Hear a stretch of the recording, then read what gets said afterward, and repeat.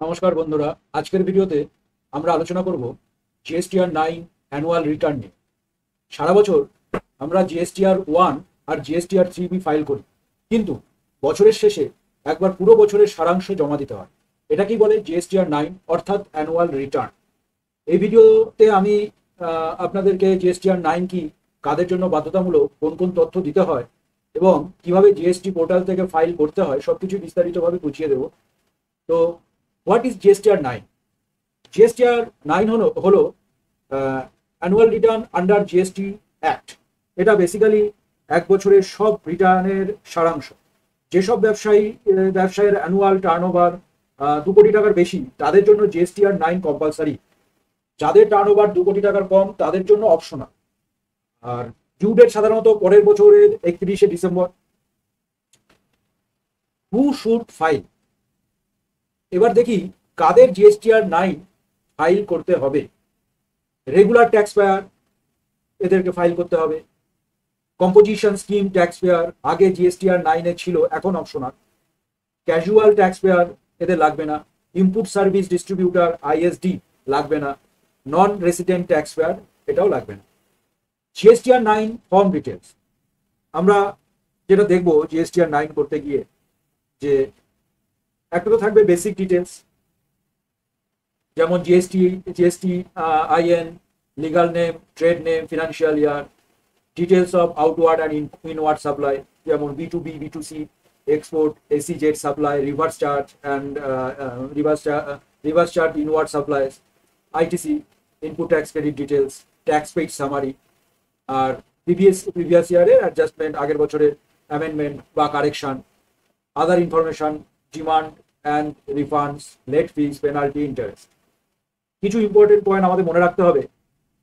জিএসটিআর 9 file করার আগে অবশ্যই জিএসটিআর 1 আর জিএসটিআর 3B ম্যাচ করতে হবে। যদি মিসম্যাচ হয় তাহলে সমস্যা হতে পারে। লেট ফাইলিং করলে প্রতিদিন 200 রুপিস ফাইন লাগবে। 100 সিজিএসটি আর 100 এসজিএসটি দিতে হয়, আর সেটা সর্বোচ্চ 0.25% অফ টার্নওভার পর্যন্ত হতে পারে। তো এখন আমরা জিএসটি পোর্টাল থেকে কিভাবে ফাইল করতে হয় সেটাই এখানে দেখব। প্রথমে আমার কি করতে হবে, পোর্টালে লগ ইন আমি করে নিয়েছি। লগ ইন করতে হবে, করে সার্ভিসের মধ্যে রিটার্নসের মধ্যে এসে অ্যানুয়াল রিটার্নে আসতে হবে। এবার যেই অ্যানুয়াল রিটার্নে আসবো, এখান থেকে আমাকে ফিনান্সিয়াল ইয়ার এটাকে সিলেক্ট করতে হবে। তো ফিনান্সিয়াল ইয়ার যখন আমি সিলেক্ট করব, যে কোনো একটা ফিনান্সিয়াল আমি ইয়ার এখানে চুজ করছি, করে সার্চে ক্লিক করব। সার্চে ক্লিক করে prepare online, prepare offline. Basically কি হয়, প্রিপেয়ার অনলাইন যাদের স্মল বিজনেস, তাদের প্রিপেয়ার অনলাইন করতে পারে, কিন্তু যাদের টার্নওভার অনেক বেশি, তারা এই প্রিপেয়ার অফলাইন যেটা সেখানে ক্লিক করে এক্সেল ফরম্যাটে করে জেসন ফাইল দ্বারা আপলোড করতে পারে।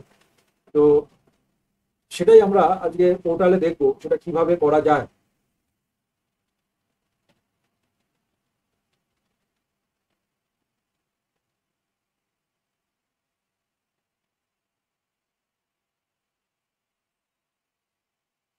মানে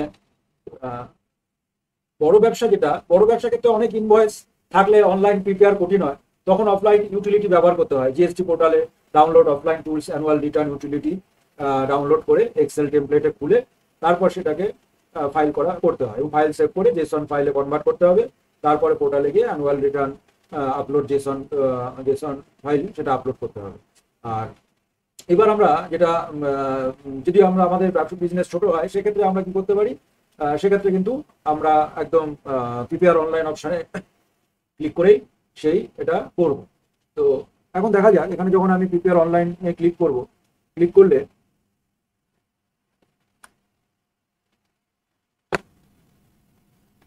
এখানে আমার চলে আসলো। এখানে বলছে nil return can be filed with financial year if you have. যদি আমার নীল রিটার্ন থাকে তাহলে তো, আর এখানে যদি আমি নেক্সট করি তাহলে এই অপশনটাও দেখিয়ে দিবে, you are not eligible to file nil GSTR 9 return since you have file returns other than nil for the relevant financial year. আর যদি নো করি তাহলে আমাকে ও পরের পোর্শনে নিয়ে যাবে, যেখানে আমি ফার্স্টে পেয়ে যাবো advance inward outward supplies on which tax is payable. এখানে আমার সেটা চলে আসবে। তো এখানে যখন আমি ক্লিক করবো, ক্লিক করলেই আমার এখানে প্রথমেই অ্যাডভান্স ইনওয়ার্ড এবং আউটওয়ার্ড সাপ্লাই যেগুলোর উপর ট্যাক্স দিতে হয় সেটা ও আমাকে কিন্তু দেখাবে। যেরকম ট্যাক্সেবল ভ্যালু এখানে যেটা রয়েছে সেটা আমাকে ও শো করবে, এবং ইন্টিগ্রেটেড ট্যাক্স কত, যেগুলো আমাকে ফিল আপ করতে হবে সেটা কিন্তু এখানেই আমাকে ফিল আপ করে তারপরে এখান থেকে বোঝা যায় যে মূল ট্যাক্স কত হলো, মানে ট্যাক্সেবল ভ্যালু এখানে কত হচ্ছে, এবং ইন্টিগ্রেটেড ট্যাক্স কত, সেন্ট্রাল ট্যাক্স মানে সিজিএসটি, স্টেট ট্যাক্স এসজিএসটি, এগুলো থেকে আমি এখান থেকে বোঝা যায় মূল ট্যাক্স কত হলো। তো এগুলো আমাকে আমার যেগুলো থাকবে এটা অলরেডি ফিল আপ আছে, যেহেতু আগেকার কোনো ফিনান্সিয়াল ইয়ারের একটা রিপোর্ট আমরা খুলেছি জিএসটিআর 9-এ, সেটাই এখানে শো করছে, আর সেটাই এখানে আমরা দেখছি।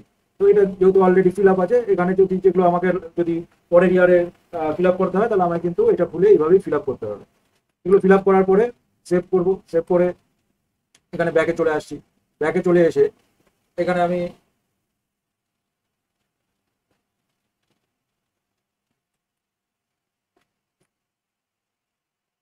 তাহলে এখানে আমার দেখো যেটা আমার টোটাল ট্যাক্সেবল ভ্যালু, এটা একবার দেখে নিই। টোটাল ট্যাক্সেবল ভ্যালু এটা আছে, এবং আমার সিজিএসটি যেটা কত, সিজিএসটি এটা এটা আমার কি এখানে উপরে যদি তুমি দেখতে পাও এই সেন্ট্রাল ট্যাক্স আর এসজিএসটি, তাহলে আমি এখানে দেখতে পাবো। তাহলে মানে প্রথমে অ্যাডভান্স ইনওয়ার্ড এবং আউটওয়ার্ড সাপ্লাই যেগুলোর উপর ট্যাক্স দিতে হয়, taxable value, integrated tax, central tax, আর শেষ এখানে জিরো আছে।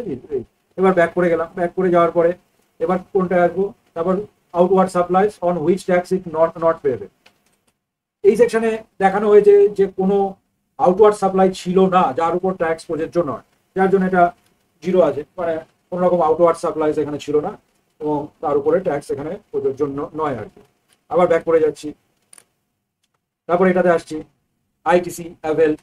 তো এখানেও যদি আমি আসি, এখানেও আমি এখানে দেখো সবই জিরো রয়েছে, তার মানে কি এখানেও আমার আইটিসি যেটা এখানে দেখা যাচ্ছে বছরের মধ্যে কোনো ইনপুট ট্যাক্স ক্রেডিট অ্যাভেল হয়নি, যার জন্য CGST zero, SGST zero, IGST zero এবং শেষও জিরো রয়েছে। আবার ব্যাক করে যাই, এবার পার্ট 7-এ চলে আসি। আইটিসি রিভার্স যেটা আছে আর ইন এলিজিবল আইটিসি, এখানে কোনো আইটিসি রিভার্স বা ইন এলিজিবল হয়নি সব ক্ষেত্রে।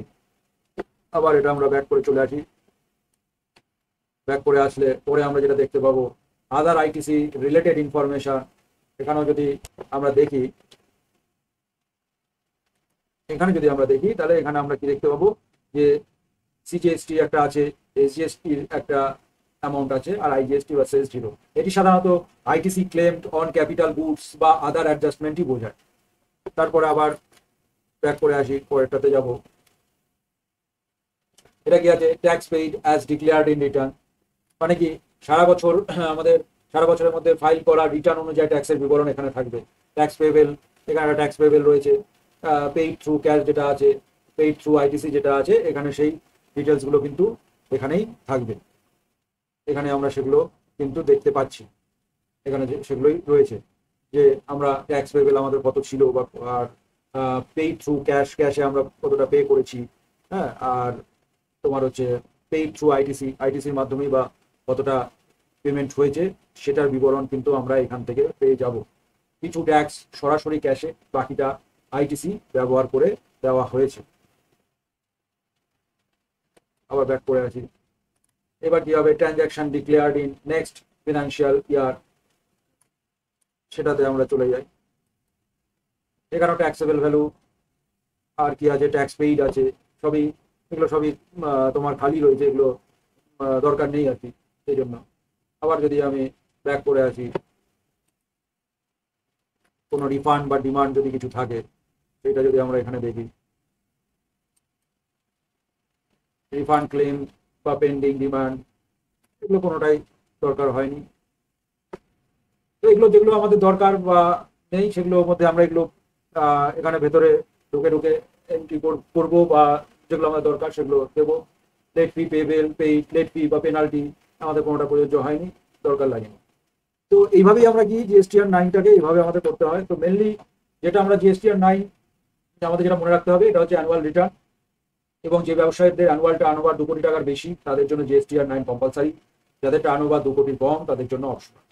ডিউ ডেট সাধারণত প্রত্যেক বছরের 31শে ডিসেম্বরে, সাধারণত পরের বছরে 31শে ডিসেম্বর ডিউ ডেটে, এই ডিউ ডেটেই থাকে। এইগুলোই মনে রাখা দরকার। আর এই ছিল আজকে আমাদের জিএসটিআর 9 আমরা কিভাবে পড়ব তার একটা বিবরণ। যদি সঠিকভাবে আজকে আমরা যেটা দেখলাম আর কি, জিএসটিআর 9 এর সেকশন ওয়াইজ সকল তথ্য, যেগুলো স্টেপ বাই স্টেপ সঠিকভাবে সব সেকশন ফিল করলে ভবিষ্যতে কোনো জিএসটি নোটিশ বা মিসম্যাচের ঝুঁকি কম থাকে, যদি আমরা ঠিকঠাক এটা ফিল আপ করতে পারি। আর ভিডিওটা যদি তোমাদের সাহায্য করে থাকে তাহলে একটা লাইক আর বন্ধুদের সাথে শেয়ার করো, চ্যানেলটি সাবস্ক্রাইব করো। ধন্যবাদ।